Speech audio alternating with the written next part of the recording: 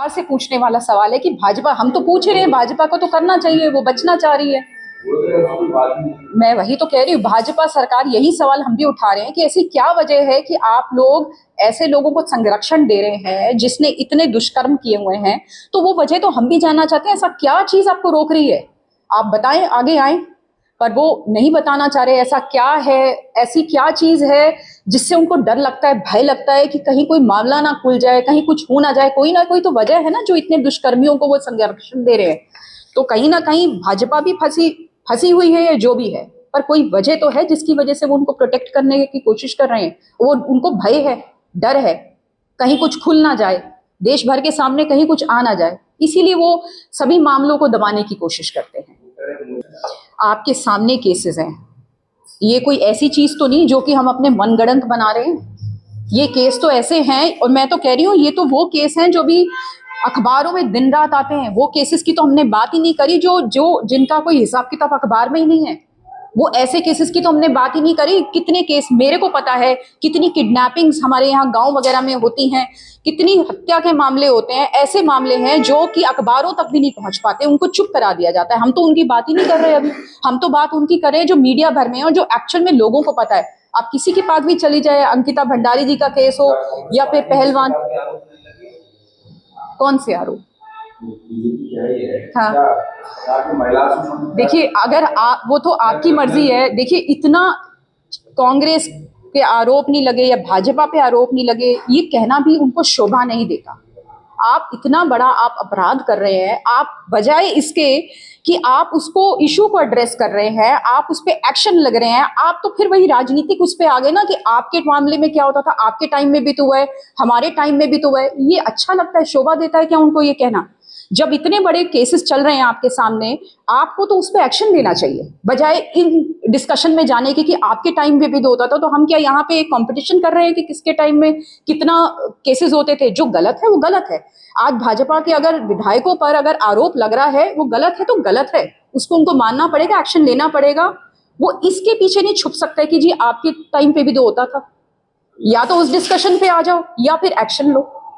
अभी राज्यसभा में आपने कहा कि जो वाक्य बताया आपने, जो की रिपोर्ट है, मैं वही कह रही हूँ। हाँ, तो मैं वही तो कह रही हूँ राज्यसभा में। हाँ, तो आप बताइए ना, राज्यसभा में ये है, आपके विधायक ऐसे हैं, और उसके बाद आप कुछ ज्यादा मदद नहीं करें लोगों की।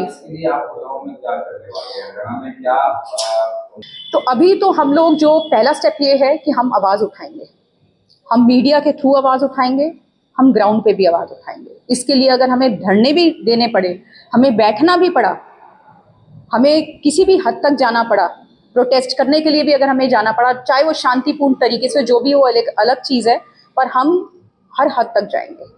हमें तो देखिए एक्शन चाहिए ही चाहिए। ये महिलाओं का मामला है, ये जो मीटिंग, जो भी प्रेस कॉन्फ्रेंस है, महिला टीम रख रही है, और महिला होने के नाते हमारा दायित्व भी बनता है कि हम महिलाओं की आवाज़ बन सकें और हम इन मुद्दों को उठाएं, और हम गवर्नमेंट को पूरा प्रेशराइज करें कि वो इस पे एक्शन ले। अगर गवर्नमेंट इस पे एक्शन नहीं लेती है तो क्या करोगे? हम जो कर रहे हैं, हम मुद्दे उठाते रहेंगे जब तक, हम दबाव बनाते रहेंगे जब तक कि वो गवर्नमेंट नहीं लेगी एक्शन। भाजपा नेता सुब्रमण्यम स्वामी और मधु किश्वर के बयानों पर भी प्रधानमंत्री की चुप्पी सवाल खड़ा करती है।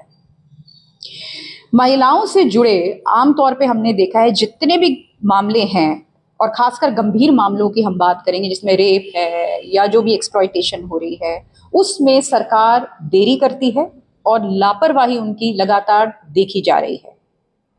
महाराष्ट्र में एक तथाकथित धर्मगुरु पर 58 महिलाओं के यौन शोषण के आरोप लगे हैं, लेकिन राजनीतिक संरक्षण का भी आरोप लगा है। इसके अलावा उत्तराखंड का मामला जो हर किसी को पता है, हर किसी की जुबान पे है, ये ऐसा मामला नहीं है, ये बहुत एक हाई प्रोफाइल केस है। उसमें अंकिता भंडारी जी का हत्याकांड का केस में भी भाजपा नेताओं के नाम सामने आए, लेकिन जांच प्रभावित होने के आरोप हैं। उन्नाव कांड, महिला पहलवानों के आरोप और अन्य मामलों में भाजपा का रुख आरोपियों के पक्ष में नजर आया। महिला पहलवानों का जो आरोप है वो तो इंटरनेशनल मीडिया ने भी कवर किया, पूरे दुनिया भर में इसकी बात हुई। और हमारी जो महिला पहलवान थी उन्होंने देश का नाम रोशन किया, उसके बावजूद उनके साथ इतना कुछ हुआ पर सरकार ने फिर से कोई कड़ी कार्रवाई नहीं की उसके लिए। हरियाणा में पूर्व खेल मंत्री पर महिला कोच द्वारा उत्पीड़न के आरोप लगे, फिर भी ठोस कार्रवाई नहीं हुई। दुष्कर्म के दोषी गुरमीत राम रहीम और आसाराम जैसे लोगों को बार बार राहत मिलना भाजपा की मंशा पर सवाल खड़ा करता है। और ये तो हरियाणा से ही है हमारे, और बार बार उनको पैरोल पे निकाल दिया जाता है। हर कुछ महीने बाद उनको देखते हैं हम कि वो बाहर हैं। ऐसा क्यों कर रही है सरकार? और वो ये ऐसे नाम हैं जिन्होंने एक आध घर को बर्बाद नहीं किया, इन्होंने कई सैकड़ों घरों को बर्बाद किया है, कई सैकड़ों महिलाओं का जीवन उन्होंने खराब किया। उसके बावजूद आप उनको बार बार पेरोल पे आप बाहर निकाल रहे हैं। ये क्या दर्शाता है भाजपा के लिए? ये क्या दर्शाता है कि उनकी मानसिक स्थिति क्या है? वो जो बड़ी बड़ी बातें करते हैं महिला सशक्तिकरण की, ये कैसा सशक्तिकरण है कि जो सरकार को महिलाओं को प्रोटेक्शन देनी चाहिए, वही सरकार ऐसे दुष्कर्मियों को बार बार जेल से पैरोल देके बाहर निकालती है जिन्होंने महिला उत्पीड़न किया और एक नहीं कई हजारों महिलाओं का जीवन खराब किया है। बिल्किस बानो मामले में दोषियों की रिहाई और बाद में सुप्रीम कोर्ट द्वारा हस्तक्षेप भाजपा की सोच को उजागर करता है। हम अभी एनसीआरबी की रिपोर्ट देख रहे थे। हरियाणा जो है वो 5वें नंबर पे आता है अगर हम क्राइम अगेंस्ट वुमेन देखें, जो महिला उत्पीड़न के जो मामले आते हैं उसमें हरियाणा प्रदेश का ही, क्योंकि हम हरियाणा में बैठे हैं इस वक्त, गुड़गांव में बैठे हैं, इतनी बड़ी जगह है ये, इतनी प्रोग्रेसिव मॉडर्न जगह है, तो इसीलिए मैं ये हरियाणा की बात कर रही हूँ। 5वें नंबर पे आता है ये, जहाँ पे ऊपर से यानी कि सबसे ज्यादा जो मामले महिला उत्पीड़न के हैं। और अगर हम हरियाणा की बात करें 15,700 केस क्राइम अगेंस्ट वुमेन के हैं, जो एनसीआरबी की रिपोर्ट ही कहती है ये। तो हम ये पूछना चाहेंगे, महिलाओं पर शोषण करने वाले महिलाओं के रक्षक कैसे हो सकते हैं? आप महिला सशक्तिकरण की बात आपको अच्छी भी नहीं लगती बोलते हुए, अगर ग्राउंड पे अगर सच्चाई ये है कि जो आपके विधायक हैं, जो आपके पार्षद हैं, जो गवर्नमेंट में सरकार चला रहे हैं, उनके खिलाफ इतने मामले आ रहे हैं और आप उनको प्रोटेक्शन दे रहे हो, आप उनको संरक्षण दे रहे हो, आप उनके खिलाफ कोई एक्शन नहीं ले रहे। तो हमारी सरकार से मुख्य सवाल है, महिलाओं के खिलाफ अपराधों पर भाजपा सरकार की चुप्पी क्यों है? हमें उनसे जवाब चाहिए। ये कुछ ना कुछ तो वजह होगी, खुल के आए सामने। आरोपियों के खिलाफ समयबद्ध और निष्पक्ष कार्रवाई क्यों नहीं होती?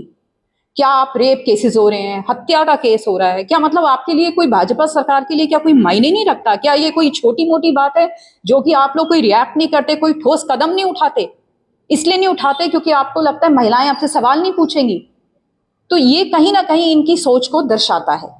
क्या सत्ता का दुरुपयोग कर अपराधियों को संरक्षण दिया जा रहा है? तो भाजपा सरकार को कहीं ना कहीं सामने आना पड़ेगा, क्योंकि सवाल अब ये महिलाएं उठा रही है देश भर की कि वो क्यों चुप है, क्यों नहीं वो दोषियों के खिलाफ कोई कड़े कदम उठा रहे, क्यों सिर्फ बातें बड़ी बड़ी हो रही हैं महिला सशक्तिकरण की, ये स्कीम आएगी, लाडली हरियाणा में भी जैसे आपकी लाडली बहन योजना आएगी, योजनाएं आप बना रहे हैं, और अगर आप एक्चुअली में धरातल पे देखें तो वो भी कामयाब नहीं है। उसके बावजूद आप अगर ये देखिए, अगर गुड़गांव जैसा इतना बड़ा शहर है, उसके अंदर कोई अगर लड़की के साथ कुछ हो जाता है तो आप बताइए क्या आसान है पुलिस के पास एफआईआर कराना? वहां तो कंप्लेंट भी नहीं होगी। और एक आम आदमी जाता है, आप में कोई भी जाके दिखा दे, सबसे पहले तो पुलिस कहेगा हाँ जी, जैसे कि ये आम बात है, ये तो होती रहती है, इसमें कोई बड़ी चीज नहीं, वो आपको आसानी से अंदर भी नहीं आने देगा। और अगर कहीं आपने कंप्लेंट लिखवा दी तो एफआईआर नहीं होगी, अगर हो गई तो उस पर काम नहीं होगा। तो ये इसी को हम महिला सशक्तिकरण कहते हैं। तो हमारे जो महिला सेल है हमारी कांग्रेस का, वो ये सरकार से सवाल पूछ रही है और हम डिमांड करते हैं कि सरकार को इन सवालों पर चुप्पी नहीं हो साध सकती और उनको इसके जवाब देने पड़ेंगे। आप लोगों की नॉलेज के लिए, वैसे आप सब लोग मीडिया से हैं, आपको पता होगा 13% एमएलए हरियाणा के जो हैं उन पे क्रिमिनल केस है पेंडिंग। क्या इस तरीके के लोग महिला की सशक्तिकरण करेंगे, महिलाओं को बचाएंगे, उनकी सुरक्षा करेंगे? ये सवाल मुझे लगता है हमें सरकार से भी पूछना चाहिए, अपने आप से भी पूछना चाहिए।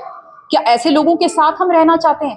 ऐसे लोगों को हम अपना सब कुछ, अपनी कीमती वोट देना चाहते हैं, या हम चाहते हैं कि वो आगे आके हमारा जो है सरकार चलाए, या हमारे हरियाणा को या हमारी देश को चलाए? तो ये सवाल कहीं ना कहीं सरकार और हमें हम सबको, सभी खासकर महिलाओं को अपने आप से भी पूछना पड़ेगा।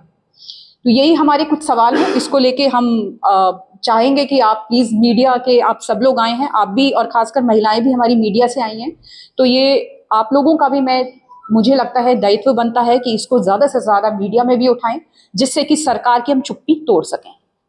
बहुत बहुत धन्यवाद।